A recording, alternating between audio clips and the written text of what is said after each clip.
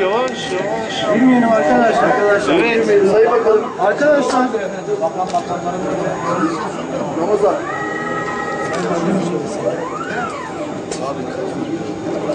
Sayın var. Hacı ben şuraya bir geçiyorum.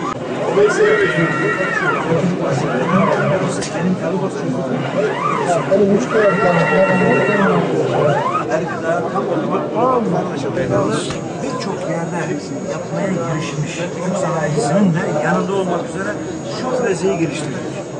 Bu freze bakın bütün modları ve kodları, bütün dönüşleri 5 eksende, binde hassasiyetinde bize parçalar işliyor.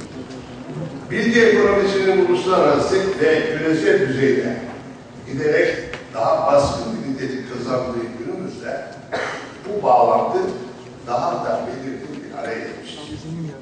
Bilgi ekonomisi, ekonominin işleyişinde ekonomik ve sosyal faktörler diye tanımlanan unsurları birbirine daha çok yaklaştırmıştır. Günümüz toplumlarının en belirgin özellikleri değişim olgusuyla açıklanır.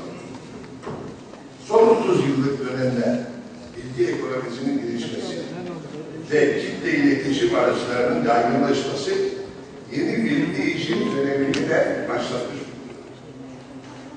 Ülkemizdeki değişim sürecine bakarsak endüstrileşme ve bilgi toplumuna geçiş sürecinin özellikle son yıllarda yoğun bir biçimde yaşandığını söyleyebiliriz.